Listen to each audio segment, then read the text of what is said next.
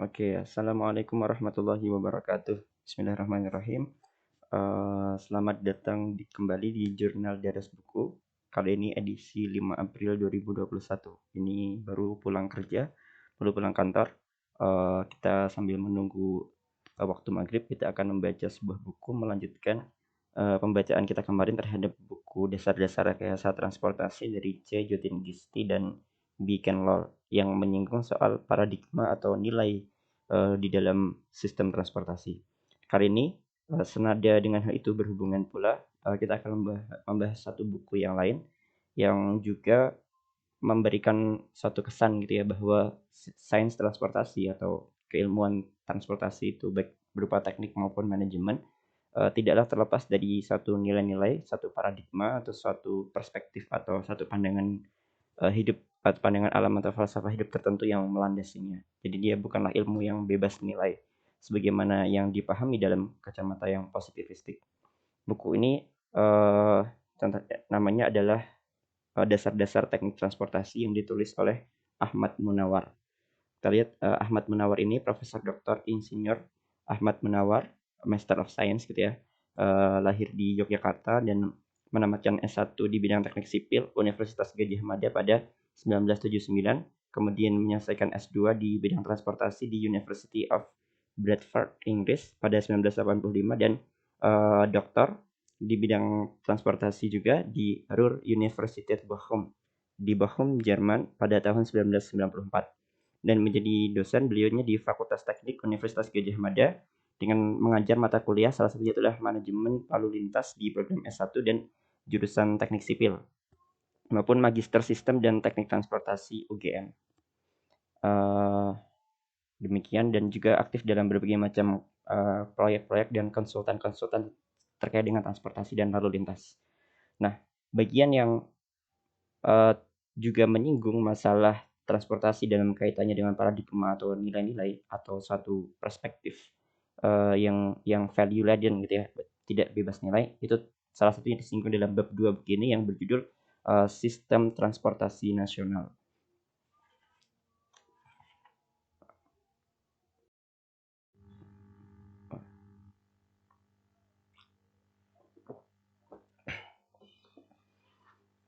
Ya, tes. Bismillahirrahmanirrahim. Insya Allah akan kita lanjutkan setelah tadi jeda sejenak karena sudah adzan maghrib dan sudah sholat maghrib dan sudah ganti baju juga.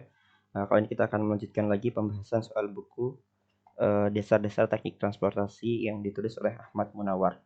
Dan sebagaimana telah sedikit kita singgung tadi, buku ini tuh mempunyai suatu kesan yang mendukung gitu ya, suatu pernyataan atau suatu konsepsi pada buku Dasar-Dasar Rekayasa Transportasi oleh C. Jotin-Gisti dan B. Ken Lal kemarin bahwa transportasi itu sebagai sebuah sains atau sebagai sebuah kebijakan adalah sesuatu yang atau suatu keilmuan gitu ya, dia tidaklah bebas nilai, tetapi dia dipenuhi dengan atau syarat dengan nilai-nilai atau satu paradigma-paradigma tertentu, sehingga transportasi itu tidak dapat sepenuhnya dipandang sebagai suatu sains atau satu keilmuan yang positivistik sebagaimana sedikit pernah kita singgung kemarin.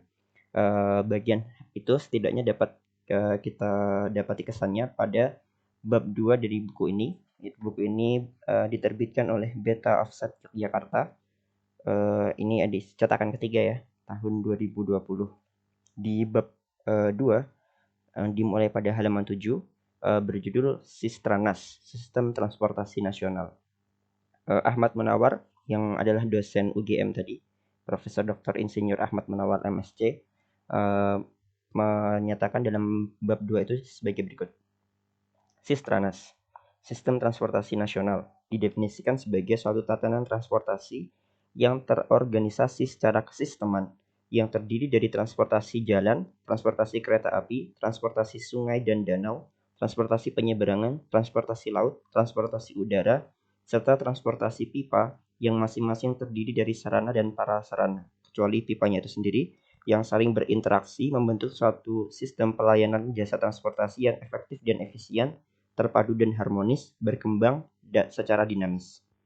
Dari pengertian di atas, terdapat beberapa tujuan Sistranas, yakni satu, efektivitas dalam hal kemudahan, misalnya panjang jalan atau luas area, jalan perluas area, kapasitas, misalnya diukur dengan kerapatan jumlah kendaraan per kilometer, keselamatan misalnya diukur dengan jumlah korban kecelakaan per 10.000 kendaraan, dan kualitas misalnya diukur dengan persentase jalan dalam kondisi baik atau sedang.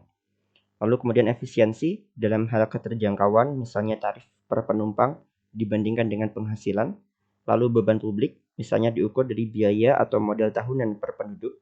Lalu serta utilisasi, misalnya dengan rata-rata bus kilometer dan rata-rata truk kilometer. Keterpaduan yang ketiga, dalam arti kemudahan pergantian antar moda transportasi, baik inter maupun intramoda.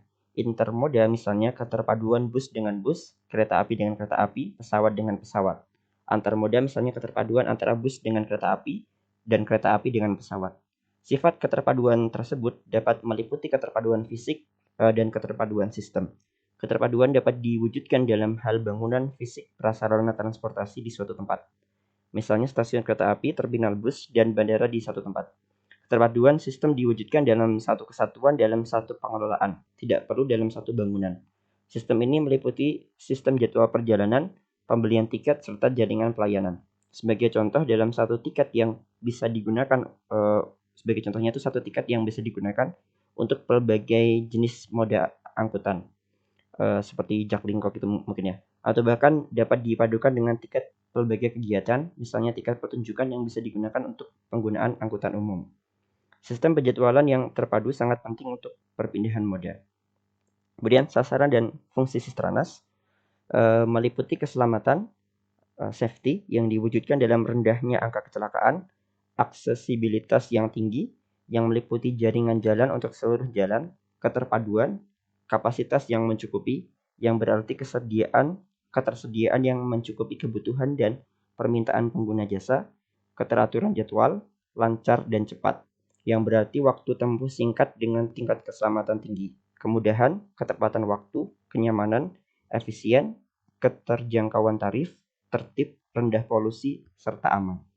Jadi itu beberapa mungkin value-value dalam hal praktikal ya, practical value gitu ya, yang menjadi beberapa di antaranya seperti akan kita singgung kemudian insya Allah menjadi juga bagian-bagian yang penting dari paradigma transportasi modern seperti tentang lingkungan, aksesibilitas, soal komunitas dan lain-lain. Tidak hanya soal motorisasi mekanis. Kemudian fungsi utama Sistranas adalah sebagai berikut. Satu, sebagai penunjang yaitu ship follows the trade, yaitu berfungsi untuk memenuhi kebutuhan transportasi terutama di kawasan yang padat seperti di kawasan barat Indonesia. Yang kedua, sebagai pendorong, yaitu ship attracts the trade, yaitu berfungsi untuk menghubungkan daerah terisolasi dengan daerah yang telah berkembang sehingga dapat mengembangkan daerah yang terisolasi tersebut. Ini dilakukan terutama pada kawanan yang jarang penduduknya seperti di kawasan timur Indonesia. Jadi di sini kita bisa melihat suatu nilai bahwa transportasi itu sebagai suatu bisnis atau sebagai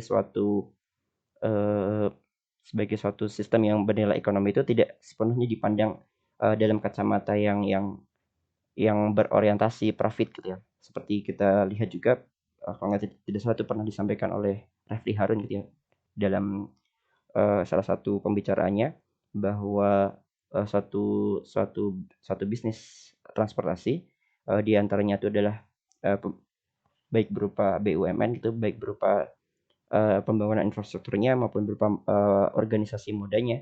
Itu salah satu fungsinya itu adalah memenuhi sebagai agent of development atau agen pembangunan. Jadi tidak harus berorientasi profit.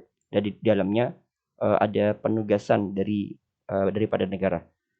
Sementara kalau misalkan berorientasi profit, berarti transportasi itu baik sarana prasarana jalan dan segala macamnya maupun moda-modanya sendiri operasionalnya dia harus memperhatikan semacam kelayakan ekonomis gitu agar tidak mengalami kerugian dalam pembangunan sehingga tidak mengalami over capacity atau semacam bukan over capacity ya, semacam kejenuhan pembangunan transportasi. Namun di daerah-daerah yang memang masih kurang di sana bisa ditugaskan sehingga sebagai satu agen pembangunan sehingga kos atau biaya operasionalnya itu tidak sepenuhnya ditanggung dari nilai ekonomisnya tapi ditanggung dari negara. Itu semacam itu di dalam perspektif bisnisnya atau perspektif hukum bisnisnya mungkin ya, hukum BUMN gitu, atau hukum ketatanegaranya. Kemudian Nah, di sini adalah bagian yang salah satunya itu paling jelas menggambarkan paradigma pengakuan Ahmad Munawar, penulis buku ini, terhadap adanya satu paradigma atau nilai transportasi. Ketika dia membahas soal komponen Sistranas. Nah, di sini uniknya komponen-komponen Sistranas itu terdiri dari beberapa bagian. Yang pertama ada input transportasi, lalu ada moda transportasi, jaringan transportasi, lalu ada pihak terkait, lalu ada penyelenggara transportasi, instrumental input, lingkungan strategis, trigatra, visi dan misi, kebijakan dan pelayanan. Nah, di sini secara sekilas dia bisa dirangkum ke dalam satu bagian sebagai berikut.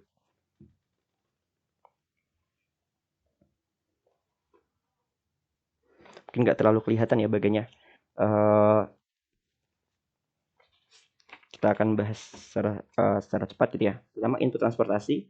Yang paling pokok itu input transportasi itu terdiri dari iptek ya, teknologinya, kemudian ada sumber daya manusia, energi, manajemen, dana, dan administrasi negara. Jadi bagian-bagian yang bersifat taktis operasional sebagai semacam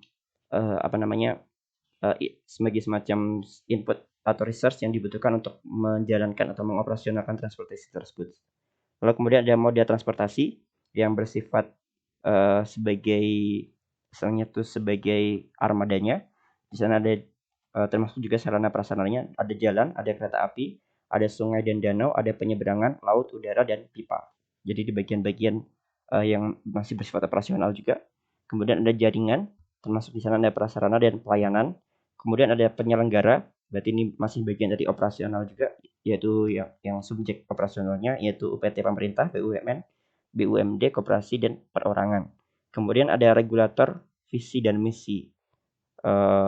Berarti di sini tuh sudah mulai memasuki bagian-bagian yang bersifat paradigmatis ya. Yaitu karena kemarin itu kan kebijakan yang diantaranya itu dipengaruhi oleh nilai-nilai. Itu menurut J. Jotin Kisti dan Beckenrod dalam buku yang diulas sebelumnya, itu merupakan salah satu bagian dari perumusan awal sistem transportasi. Jadi kebijakan itu ditetapkan oleh regulator, dan regulator itu pasti dipengaruhi oleh nilai-nilai. Nah, dari mana nilai-nilai itu berada? Menurut Ahmad Munawar, nilai-nilai itu tuh diturunkan jadi suatu instrumental input. Jadi dalam paradigma dia tentang transportasi nasional, sistem transportasi nasional itu, instrumental input itu terdiri dari 6 hal. Yang pertama ada Pancasila, lalu Undang-Undang Dasar 1945, lalu ada wawasan Nusantara. Ini satu konsep yang mungkin dipelajari waktu IPS SD. Kemudian ada pertahanan nasional, jadi tidak bisa dilepaskan dari koridor itu. Menurut Ahmad Munawar ada GBHN, ini juga mungkin agak kontroversial gitu pembahasannya. Lalu kemudian ada undang-undang yang terkait. Nah, ini menariknya di situ dan juga ada satu instrumental input yang lain, tetapi dipisahkan sebagai satu pertimbangan juga yang disebut sebagai trigatra. Trigatra itu ada geografi, ada demografi dan sumber daya alam. Nah, kita akan membahas definisi dia tentang instrumental input. Instrumental input ini ada di poin ke-6 adalah landasan dan acuan dalam perumusan kebijakan, strategi, dan upaya-upaya penyelenggaraan transportasi nasional. Jadi instrumental input itu dipandang di sini sebagai satu landasan dan acuan. Karena dia bersifat landasan dan acuan, berarti dia bisa dianggap sebagai suatu sumber atau sebagai suatu dasar daripada nilai-nilai yang digunakan di dalam perumusan kebijakan-kebijakan terkait transportasi itu. Jadi di sini dia mengakui adanya suatu paradigma, adanya suatu falsafah perumusan kebijakan gitu ya, mungkin satu falsafah yang menjadi sumber nilai-nilai daripada keilmuan transportasi itu sendiri maupun kebijakannya. Nah, di sini kita mendapatkan satu kesan yang sama seperti yang dirumuskan oleh C. Jotin Kisti dan Beckenrod dalam buku sebelumnya, bahwa transportasi itu sebagai satu keilmuan dan sebagai satu kebijakan tidaklah bebas nilai, tetapi dia dilekati atau dipenuhi dengan nilai-nilai. Dan salah satu di sini nilai-nilai itu tadi diwujudkan bersumber dari instrumental input yang ada.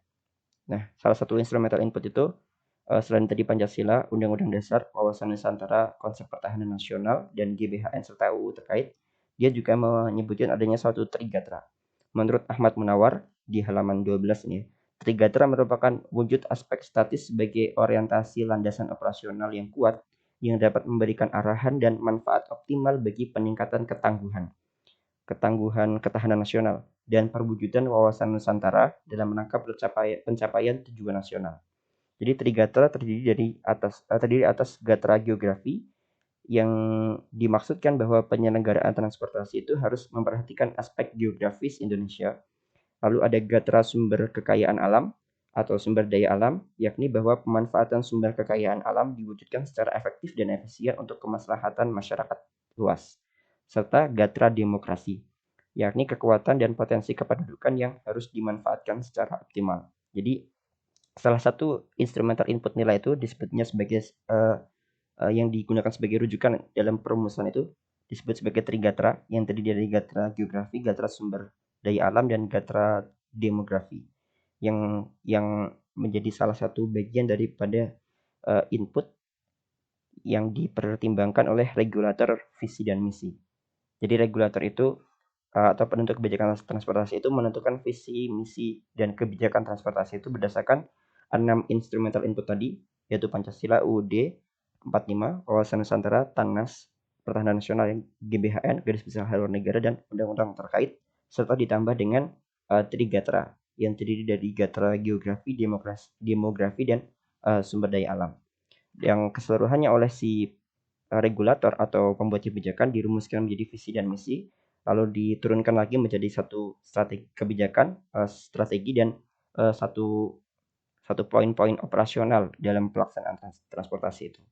Jadi di sini di buku ini dasar-dasar teknik transportasi yang ditulis oleh Ahmad Munawar, kita sekali lagi mendapatkan satu kesan yang mirip seperti yang kita dapatkan dari buku Dasar-dasar Rekayasa Transportasi yang ditulis oleh Cahyoudin Kisti dan Beckenbauer kemarin, bahwa transportasi itu sebagai satu keilmuan, setidaknya sebagai satu kebijakan, adalah sesuatu yang tidak bebas nilai.